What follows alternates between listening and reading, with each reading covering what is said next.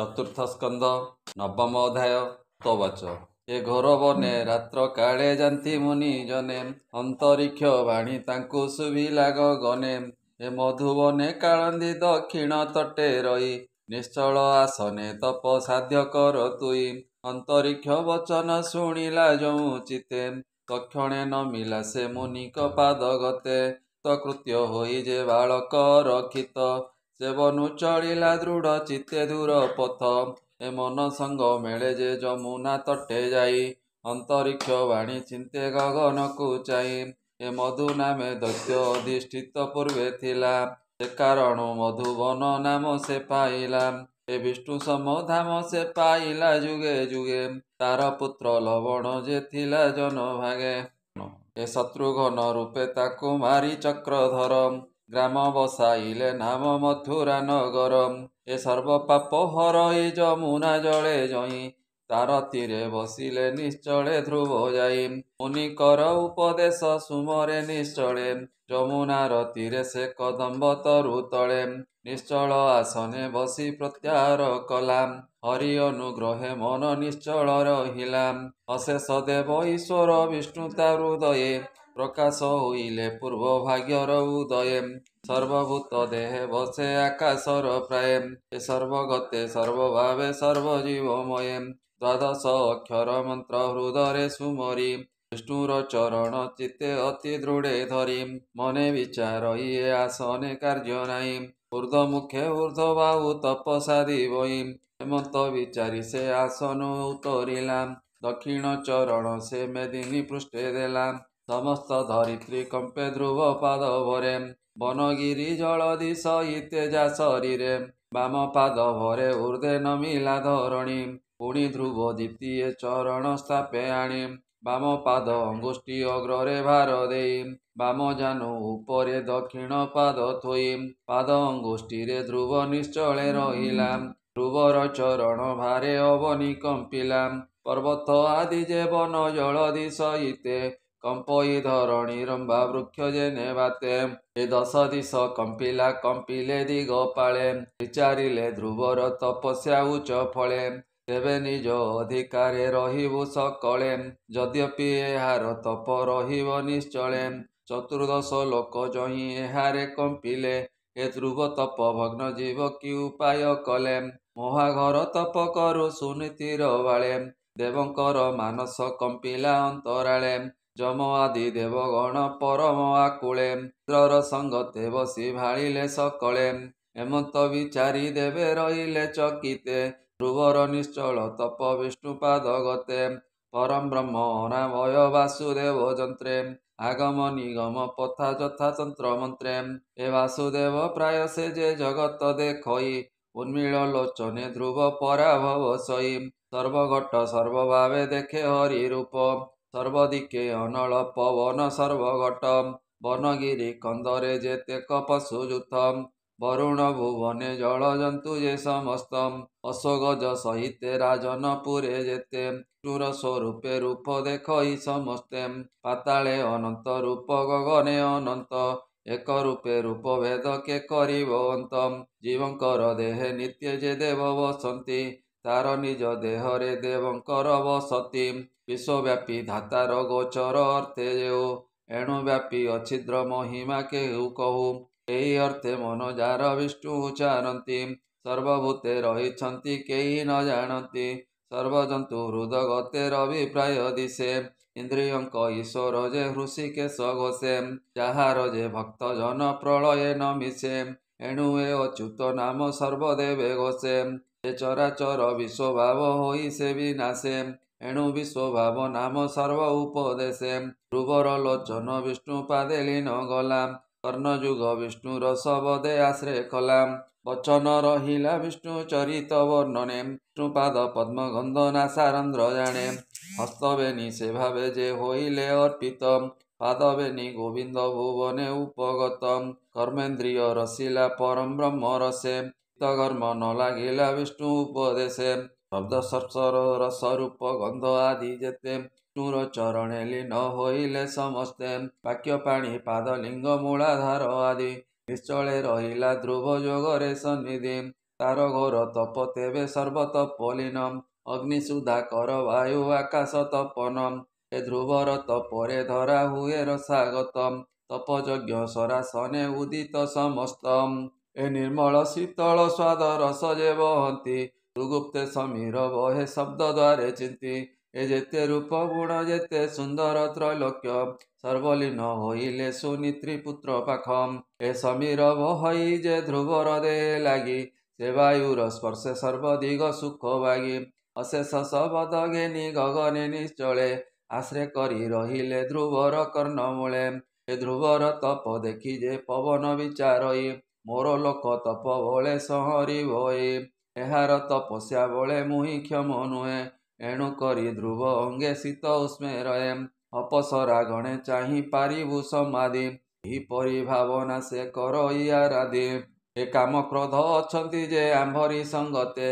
କେହି ନ ପାରିବେ ପଶି ଏ ବାଳକ ଚିତେ ଏମତେ ସମସ୍ତ ଦେବ ଇନ୍ଦ୍ରମୁଖ ଚାହିଁ କହନ୍ତି ସମ୍ଭ୍ରମ ଚିତେ ଶିରେ କର ଦେଇ କି ବୁଦ୍ଧି କରିବା ଏବେ ଶୁଣ ଦେବରାଏ ଧ୍ରୁବର ତପସ୍ୟା ଭଗ୍ନେ କି ଅଛି ଉପାଏ ମୁହୂର୍ତ୍ତେ ରହିଲା ଇନ୍ଦ୍ର ଦେବ ବାକ୍ୟ ଶୁଣି ଅପଭଗ୍ନ ନିମନ୍ତେ ଉପାଏ ମନେର ଗୁଣି ବଇଲେ ସ୍ୱଭାବେ ବାଳକ ଦେହ ଧରେ ଭୟଙ୍କର ଭୂତ ଗଣ ଦେଖି ଅବାଡରେ ଭୟଙ୍କର ରୂପ ଦେଖି ବାଳକେ ଡରନ୍ତି ଅନ୍ୟ କିଛି ପ୍ରକାରେ ଏହାର ନାହିଁ ଭ୍ରାନ୍ତି ତୁରି ମାୟାରେ ଯେବେ ଭଗ୍ନ କରିପାର ଚିନ୍ତେ ଭୁଞ୍ଜିବ ତୁମ୍ଭେ ଯେ ଯାହା ଅଧିକାର ଯଥା ଉପାୟ ନାହିଁ ସେ ତପର ଭଗ୍ନେ ଧ୍ରୁବର ତପସ୍ୟା ଯେବେ ଭଗ୍ନ ପ୍ରୟୋଜନେ ଇନ୍ଦ୍ରର ସଙ୍ଗତେ ଦେବେ ହେମନ୍ତ ବିଚାରି ଭୂତଗଣେ ଧାଇଁଲେ ଭୀଷଣ ରୂପ ଧରି ଏ ଭଲୁକ ଆକର ଉଷ୍ଟ୍ର ଖର ରୂପ ଧରି ଲମ୍ବଗ୍ରୀବ ଶିରେ ଧ୍ରୁବ ବଦନ ବିସ୍ତାରି ଏ ଭୁଜ ଦଣ୍ଡାଘାତେ ତରୁ ଭଗ୍ନ ଯେ କରନ୍ତି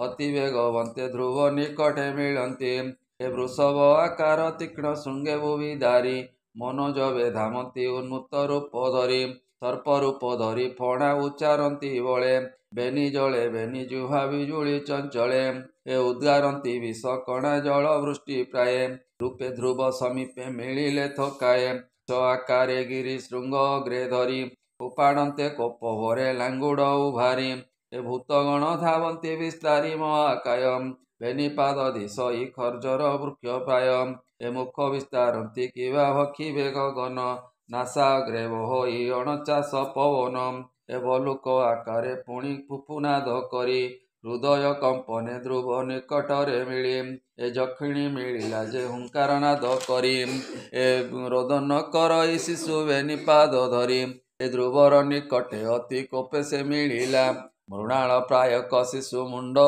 ଚୋବାଇଲା ଅଧର ବିସ୍ତାରି ସେ ରୁଧିର ପାନ କରି ଏ ଧ୍ରୁବର ବଦନ ଚାହିଁ ବୋଲେ ମାୟାଧାରୀ ଏ ସୁଲଳିତ ପ୍ରାଣ ତୋର ଶୁଣରେ କୁମର ସନ୍ତୋଷେ ରୁଧିର ପାନ କରିବି ତୋହର ମୃଣାଳ ପ୍ରାୟକ ଅସ୍ଥି କରିବି ଆହାର ଏ ଦଣ୍ଡେ ଯେବେ ରହିପାରୁ ମୋହର ଆଗର ହେମନ୍ତ କହନ୍ତେ ପୁଣି ଗୁହ୍ୟକ ମିଳିଲେ ଏ ଧ୍ରୁବ ଚାରି ପାଖେ ଶୁଷ୍କ କାଷ୍ଠ ରୁଣ୍ଡ କଲେ ଏ ଦାବାଗ୍ନି ସେ ଲଗାଇ ବିଞ୍ଛନ୍ତେ କର ପତ୍ର ଏ ବୃଷ୍ଟି ପ୍ରାୟ ଅଗ୍ନି କଡ଼ା ପଡ଼େ ଧ୍ରୁବ ଗାତ୍ର ଏ ମଣ୍ଡପ ପୂର୍ଣ୍ଣାକାରେ ବୃକ୍ଷ ଉପାଡ଼ନ୍ତି ଧ୍ରୁବର ସମୀପେ ରହି ଶବଦେ ଗର୍ଜନ୍ତି ଗଗନେ କ୍ଷେପନ୍ତି ତରୁ ଲତା କୋଟି କୋଟି ଅନ୍ୟାନ୍ୟ ତୃଣ ଘେନିଣ ଧାବନ୍ତି ତରାଟି ଶତ ଶତ ଶୃଗାଳ ଶବଦ ଶୁଭେ ଶୂନ୍ୟେ ଏ ଧ୍ରୁବ ପାଶେ ମିଳନ୍ତି ସେ କୁପିତ ବଦନେ ଏକ ରାକ୍ଷସୀ ସୁନୀତି ରୂପ ଧରି ଧ୍ରୁବର ସମୀପେ ବସେ ମାତୃମାୟା କରି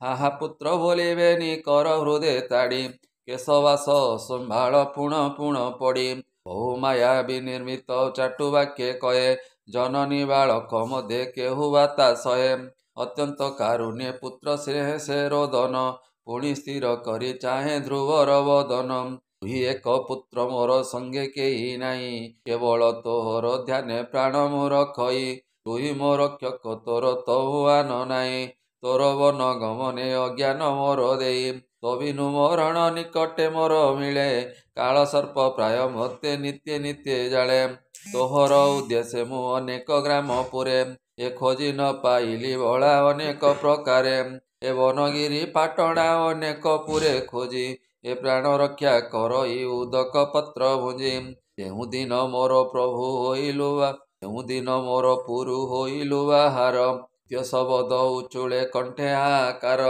ଏ ଯେତେ ଦିନ ତୋହର ବିହୁନେ ଥିଲି ମୁଇଁ ସପତ୍ନୀର ବାଣୀ ମୁହିଁ ସହି ନ ପାରଇ ଦାବାଗ୍ନି ବନଳୁ ଜେନେ ଦହେ ଗ୍ରୀଷ୍ମ କାଳେ ସପତ୍ନୀ ବଚନା ନଳ ଦହେ ଅତି ବଳେ ଏ ନିଦ୍ରା ଉଜାଗର ମୁହିଁ ନ ଜାଣଇ କିଛି ଶୟନ ଭୋଜନ ମାନ ନ କରଇ କିଛି ଏ ତପର ଯୋଗିନୀ ଯୋଗ ପ୍ରାୟ କରି ଧ୍ୟାନ ସ୍ୱପ୍ନରେ ହିଁ ନ ଦେଖଇ ତୋହର ବଦନ ମୁହିଁ ପ୍ରତିକ୍ଷଣେ ଦେଖି ତୋର ମୁଖ ଧ୍ୟାନେ ମୋର ସ୍ରବେବେନି ଆଖି ଅନେକ ପ୍ରକାରେ ମାତୃବଚନ ହିଁ ଶୁଣି ସମାଧି ସଂଯୋଗେ ଧ୍ରୁବ ମନେ ମନେ ଗୁଣି ବିଚାର ଇ ଜନନୀ ଏ ନୁହଁ ମୋହର ସର୍ବଥା ଜାଣ ଇଏ ଅସୁରୀ ମାୟା ଘର ଏମତ ବିଚାରି ମନ ନିଶ୍ଚଳେ ରହିଲା ରଖ ଏ ଗୋବିନ୍ଦ ବୋଲି ଶରଣ ପଶିଲା ଏମତ ଆସୁରୀ ମାୟା ଇନ୍ଦ୍ରରେ ବଚନ ଯେତେ ମାୟା ପ୍ରକାଶିଲେ ଧ୍ରୁବ ସନ୍ନିଧାନ ଏ ଧ୍ରୁବ ତପ ଭଙ୍ଗେ କେହି ସମର୍ଥ ନଇଲେ ଚକ୍ର ତେଜ ଧ୍ରୁବ ନିକଟେ ଦେଖିଲେ ସକଳ ଭାଜିଲେ ତେଜ ଦେଖି ଧ୍ରୁବ ଦେହେ ନିଶି ଅନ୍ଧକାର ଜେନେ ତପର ଉଦୟେ ସର୍ବଭୂତ ବଳ ଧ୍ରୁବ ଚରଣେ ନମିଲେ ବ୍ୟର୍ଥ ମନୋରଥେ ନିଜ ମନ୍ଦିରେ ମିଳିଲେ ଇନ୍ଦ୍ର ଆଦି ଦିଗପାଳେ ଭୂତଗଣ ଭଗ୍ନେ ପୁଣି ବିଚାରନ୍ତି ବସି ବିଘ୍ନ ହନୁମାନେ ବିଚାରି ନ ପାରି ଦୁଃଖ ମନେ ଦେବ ଗଣେ ଶରଣ ପଶିଲେ ଯାଇ ବ୍ରହ୍ମାର ଚରଣେ ପିତାମାତା ଚରଣେ ନମିଲେ ଦେବଗଣ ଏ ପିତାମହ ଚରଣେ ନମିଲେ ଦେବଗଣ ଦେଖି ବ୍ରହ୍ମା ପଚାରିଲେ ଆଗମ କାରଣ ଏ ଦାତାର ବଚନ ଶୁଣି ଶିରେ କର ଯୋଡ଼ି ଦେବଗଣ କହନ୍ତେ ଚରଣ ତଳେ ପଡ଼ି ଉତାନ ପାଦର ପୁତ୍ର ଧ୍ରୁବ ତପ ତେଜେ ଧରଣୀ କମ୍ପିଲା ଗିରି ସମୁଦ୍ର ସಮೇତେ ଆମ୍ଭେ ରହି ନ ପାରିଲୁ ପବନ ମଣ୍ଡଳେ ତାର ତପେ କମ୍ପିଲେ ସକଳ ଦିଗ ପାଳେ ତ୍ରୈଲୋକ ସକଳେ କେହି ନ ପାରିଲୁ ରହି ଏ ନ ଜାଣୁ କାହାର ପଦ ମନେ ସେ ବାଞ୍ଛଇ ଏମନ୍ତ ବଚନ ସେ ଦେବଙ୍କ ମୁଖ ଶୁଣି ଊର୍ଦ୍ଧ୍ୱମୁଖେ କ୍ଷଣକେ କହିଲେ କୁଶ ପାଣି ଏ ଧ୍ରୁବ ତପ ଦେଖି କିମ୍ପା ବାଳ ଦେବଗଣ ହରସେ କହନ୍ତି ଧ୍ରୁବ ତପର କାରଣ ବ୍ରହ୍ମବାଚ ଏ କହନ୍ତି ଚତୁରାନନ ଶୁଣ ଦେବଗଣେ ଯେ ନିମନ୍ତେ ଧ୍ରୁବ ତପ କରେ ଘୋର ବନେ ଏ ଘୋର ତପ ବଳେ ତାକୁ ବିଷ୍ଣୁ ବର ଦେବେ ତ୍ରୈଲୋକ୍ୟ ଉପରେ ଧ୍ରୁବ ପୁରେ ବସାଇବେ ଅଧିକାର ପ୍ରୟୋଜନ ନାହିଁ ତାର ନିଶ୍ଚିନ୍ତେ ଗମନ କର ଦେବେ ନିଜ ପୁର ଭକ୍ତ ପ୍ରାଣୀ ବିଷ୍ଣୁ ପ୍ରାୟ ଦେଖେ ସର୍ବ କେବେ ହେ ତପର ବଳେ ନ କରେ ସେ ଗର୍ବ କେବେ ହେ ପରକୁ ପୀଡ଼ା ନ କରଇ ଚିତେ ନିରନ୍ତରେ ରହେ ସର୍ବଜନଙ୍କର ହିତେ ଚୁର ଆଦେଶେ ଧ୍ରୁବ ଆସନେ ବସିବ ବଦିଗପାଳ ପଦ ନିଶ୍ଚଳେ ସ୍ଥାପିବ ମତେ ବ୍ରହ୍ମାର ବାକ୍ୟ ଶୁଣି ସାବଧାନେ ନିଜ ପୁରେ ଦେବତାଏ ଗଲେ ତୋଷ ମନେ କହେ ଶୁଣ ପରୀକ୍ଷିତ ନୃପମଣି ଧ୍ରୁବ ତପେ ତାରେ ଦୟା କଲେ ଚକ୍ର ପାଣି ଗରୁଡ଼ ଆସନେ ବସି ଚତୁର୍ଭୁଜ ରୂପେ କାଳନ୍ଦୀ ତଟେ ମିଳିଲେ ଧ୍ରୁବର ସମୀପେ ମୃତ ବରସେ କିବା ମଧୁବନ ବନେ ଧ୍ରୁବକୁ ଅନାଇ ହରି ପ୍ରସନ୍ନ ବଦନେ ତପ ତେଜେ ଶାନ୍ତି କର ଅମୃତ ବଚନେ ତପ ଶାନ୍ତି କଲା ଧ୍ରୁବ ବିଷ୍ଣୁ ଦର୍ଶନେ ଭଗବାନ ବାଚ ପରମାଗ ପ୍ରସନ୍ନ ହୋଇଲି ମୁହିଁ ତୋତେ ତପି ଗଣେ ଶ୍ରେଷ୍ଠ ତୁ ହୋଇଲୁ ସର୍ବମତେ ବାଳକ ବୟସ ତୋର ଅତି ସୁକୁମାର କାହିଁ ଘୋର ତପବନେ ସାଧନେ କଠୋର ମତ ବଚନ ବିଷ୍ଣୁ ତହୁଁ ଶୁଣି ଧ୍ରୁବ କଠୋର ସମାଧି ଛାଡ଼ିବ ଏ ମୃଦୁ ଭାବ ଅମୃତ ସମାନେ ବିଷ୍ଣୁ ବଚନ ଶୁଣିଲା ଉନ୍ମୀଳ ଲୋଚନେ ଊର୍ଦ୍ଧ୍ୱ ମୁଖେ ଅନାଇଲା ଇନ୍ଦ୍ର ନୀଳ ମଣି ପ୍ରାୟ ଗଗନେ ପ୍ରକାଶେ ନୀଳୋତ୍ପଳ ସମୂହ କି ଗଗନରେ ଦିଶେ ଗଗନ ମଣ୍ଡଳେ ସରୋବର ପ୍ରାୟ ହୋଇ